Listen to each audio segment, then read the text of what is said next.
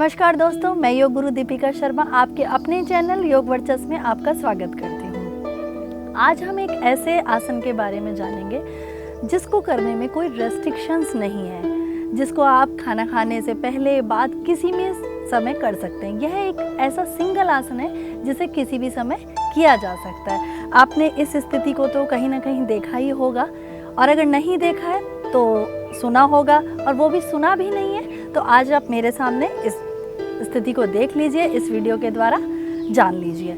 इसे कहते हैं वज्रासन। वज्रासन को इंग्लिश में थंडरबोल्ट पोज या डायमंड पोज कहा जाता है। वज्र आसन, जैसा कि नाम से ही आपको पता चल रहा है कि वज्र को भी जो पचा जाए, वज्र होता है पत्थर, सख्त मजबूत, को भी जो पचा जाए, ऐसा आसन वज्रासन। तो आज हम इसके बारे में जानेंगे कि किस प्रकार स्टेप बाय स्टेप हम कर सकते हैं और किस तरीके से इसको किया जाता है, पूरा स्टेप बाय स्टेप किस तरीके से। तो आइए चलिए शुरू करते हैं वज्रासन। सबसे पहले आप दंडासन की स्थिति में आ जाएंगे इस प्रकार अपने मैट पर। ये दंडासन की स्थिति है। कमर सीधी आपकी, टोज आपके अपनी ओर और दोनों हाथ इस जगह। ठीक है, आराम से सीधा बैठेंगे। यहाँ बैक स्ट्रेट होनी चाहिए आपकी, टोज आपके अपनी ओर, आराम से सीधे बैठेंगे। अब यहाँ से हम वज्रासन की तरफ जाएंगे, शुरू करेंगे। अपने राइट लेग को थोड़ा सा लेफ्ट साइड शिफ्ट हो जाएंगे। आप अपने एंकल को पकड़ेंगे और इस तरीके से पीछे बेंड कर लेंगे। अब राइट साइड में हल्का सा शिफ्ट होते हुए आप इस साइड आ जाएंगे, राइट साइड, और सेम चीज़ लेफ्ट लेग की एंकल को पकड़ेंगे और ऐसे इस तरीके से बेंड कर लेंगे। तो ये आप इस तरीके से बेंड करके सीधे बैठ जाएंगे। अब देखिए, वज्रासन की एक खास बात ये है कि इसमें आपकी जो बैक है, स्पाइन है, वो ऑटोमेटिकली ही स्ट्रेट हो गई है। जब हम इस तरीके से सुखासन में बैठते हैं, जब हम इस तरीके से सुखासन में बैठते हैं तो क्या होता है, मोस्टली लोग थोड़ी देर तो सीधे बैठेंगे, फिर कमर को झुका लेते हैं, तो आपका पोस्चर बिगड़ने लग जाता है, आपकी स्पाइन बिल्कुल बेंड हो जाती है। तो वज्रासन का एक बेनिफिट यही है कि हमें स्पाइन जो है वो बिल्कुल स्ट्रेट हो जाती है हमारी। तो दंडासन से एक बार फिर वापस से वज्रासन में जाएंगे। बैक स्ट्रेट, टोज आपके अपनी ओर, आपने राइट एंकल को पकड़ा, पीछे की ओर मोड़ा, राइट साइड में आप शिफ्ट हो गए हैं। लेफ्ट एंकल को पकड़ा, पीछे बेंड किया, कमर सीधी, दोनों हाथ आपके थाइस पर। अब एक बार मैं आपको पीछे से बता देती हूँ, क्योंकि पीछे से स्थिति पोजीशन को देखना बहुत जरूरी है। ये देखिए, आपने दोनों पैर में गैप रखेंगे, टोज आपके मिले होने चाहिए, इस तरीके से टोज आपके मिले हुए और हील आपकी अलग दूर होनी चाहिए। और सामने से घुटने थोड़ा सा गैप हो सकता है या मिल भी सकते हैं, जैसे आप कंफर्टेबल हो। अब धीरे से अपनी कमर पे हाथ लगाएंगे, बॉडी को थोड़ा सा अलाइन करेंगे और इस तरीके से आराम से बैठ जाएंगे। अब बैठना कहाँ है आपको, हील्स के ऊपर नहीं बैठना है, अपने दोनों पैरों के बीच में ये जो गैप बना हुआ है आपको इसके ऊपर बैठना है आराम से। ये देखिए, मैं आराम से बैठ गई हूँ, इसमें मैं 10-15 मिनट आराम से बैठ सकती हूँ। तो इस तरीके से ये हुआ वज्रासन। अब मैं आपको एक दूसरा वर्जन बताऊंगी कि जिनको कि हिप्स भारी हैं या घुटने में दर्द है, उनको थोड़ा सा किस तरीके से शुरुआत करनी चाहिए। जो लोग इजीली नहीं बैठ पाते हैं या जिनको हैवी हिप्स हैं, नहीं इजीली बैठ पाते, घुटने में प्रॉब्लम, तो उनको किस तरीके से बैठना चाहिए। अब मैं आपको एक दूसरा वर्जन बताती हूँ। अब जैसे हम सुखासन में बैठे हैं, तो जिनके हिप्स भारी हैं, जो बैठ नहीं पाते हैं, जिनको घुटने में पेन आता है, तो वो अपने घुटने के नीचे कोई भी पतला टॉवल है, चादर है, मैट है, जो भी है, डबल तिबल करके आप फोल्ड कर लीजिए आराम से और घुटने को इस तरीके से उसके ऊपर रख लीजिए। तो इससे आपके घुटनों को कुशनिंग मिलेगी। आराम से यहाँ रख लीजिए। अब दो जगह खिंचावत है, घुटने पर और आपके इस जगह एंकल पर। किसी किसी को बैठने में आए कि यहाँ खिंच रहा है, आपके एंकल पे खिंच रहा है, तो आप टॉवल को या मैट को, किसी भी पतली चीज़ को यहाँ पे लगा सकते हैं और इस तरीके से आप पैरों को उसके ऊपर रख लीजिए आराम से। कुछ दिन आप इसी तरीके से प्रैक्टिस करें। जब आपको लगे कि मैं यहाँ कंफर्टेबल हो गई हूँ आराम से, तो धीरे धीरे टॉवल को हटा दीजिए। अब हम इसको आगे लगाएंगे घुटनों के नीचे। मैं आपको एक बार करके बताऊंगी। ये देखिए घुटनों के नीचे लगाया।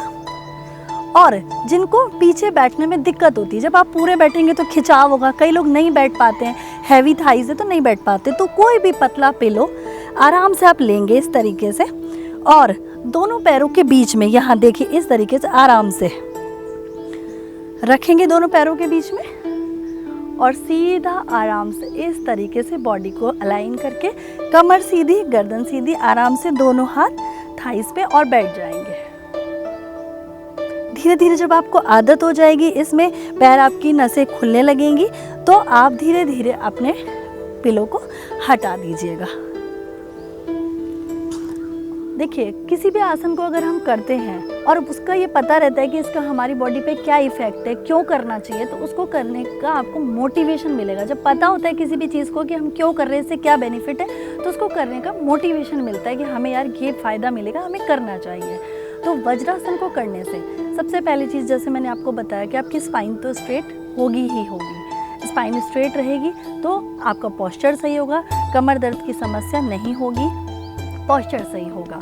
दूसरा, जब हमारे पैर इस तरीके से मुड़े तो जो पैर की ये नसें हैं, पैर की थाइस की नसें हैं, यहाँ की जो पिंडलियाँ हैं, यहाँ की नसें ये लूज़ होती है। आपने देखा होगा कई बार हम लोग थक जाते हैं तो हम कहते हैं अपने बच्चे से या किसी से भी, यार हमारे पैर दबा दीजिए, तो क्या होता है यहाँ की मसल्स टाइट हो जाती है, थक जाते हैं। तो जब आप वज्रासन में बैठे इस तरीके से पैर मोड़ा तो वहाँ की नसें दबी और आपको सारी थकान दूर हो गई, रिलीज़ हो गई, क्योंकि मसल्स वहाँ दबी, तो इसलिए ब्लड सर्कुलेशन बढ़ा।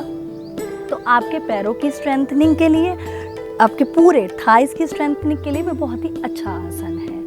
खाना पच, आपके डाइजेस्टिव सिस्टम के लिए, खाना पचाने के लिए, आपको खाना पचेगा, गैस नहीं बनेगी, एसिडिटी की समस्या, आपकी अपान वायु रिलीज होगी, वायु आपकी डकार के रूप में भी निकल सकती है। तो जैसे गैस के लिए, खाना एसिडिटी नहीं पचने के लिए बहुत ही अच्छा आसन है, बहुत ही शानदार आसन है, इसे आप ज़रूर करिएगा।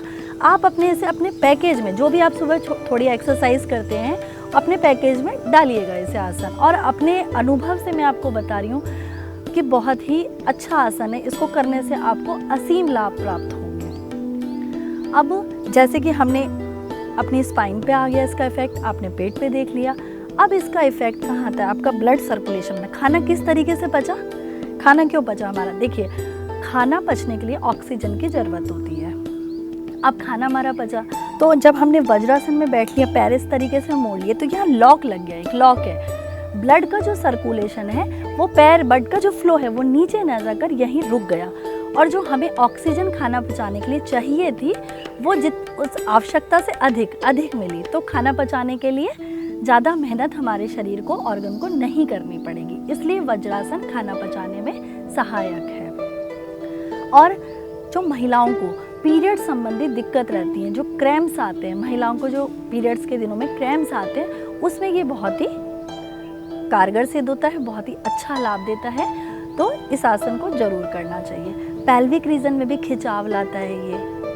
पेल्विक रीजन की जो मसल्स हैं वहाँ खींचेंगी तो ऑब्वियसली वहाँ तनाव दूर होगा और हमारे पैर की नस खुलेंगी सारी, तो हमारे पूरे शरीर के लोअर एब्डोमेन को, पूरे नाभि से लेकर पैर तक के पूरे नीचे के पार्ट को स्ट्रॉन्ग भी करता है, मसल्स को खोलता है, स्ट्रेंथन करता है।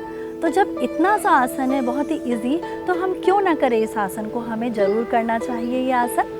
और आगे बढ़ने से पहले अगर अभी तक आपने मेरे चैनल को सब्सक्राइब नहीं किया है तो अभी सब्सक्राइब कीजिए और बेल आइकन को प्रेस कीजिए ताकि मेरे आने वाले वीडियो सबसे पहले आप तक पहुंच सकें। अब बात करते हैं कि हमें किसको नहीं करना चाहिए। सीवियर, जिसको भी अर्थराइटिस की समस्या हो या आपके घुटने में सीवियर पेन हो, उन्हें वज्रासन का प्रयास नहीं करना चाहिए, या फिर आप किसी डॉक्टर से, किसी भी से भी आपका ट्रीटमेंट चल रहा है, उसे कंसल्ट करके वज्रासन का प्रयास करें। मेरा यही प्रयास रहा कि आपके लिए अच्छे से अच्छा आपको सिखा सकूं, बता सकूं। फिर भी आपको कोई भी क्वेरी हो तो आप कमेंट्स बॉक्स में लिखकर मुझसे पूछ सकते हैं। मैं अपना प्रयास करूंगी कि आपको अच्छे से अच्छे सुझाव ला सकूं और आपके लिए अच्छे से अच्छी आसन आप तक पहुंचा सकूं। इस तरीके छोटे छोटे वीडियोस में आप तक लाती रहूंगी। सो स्टे ट्यून्ड, स्वस्थ रहें, व्यस्त रहें, मस्त रहें। तब तक के लिए नमस्कार।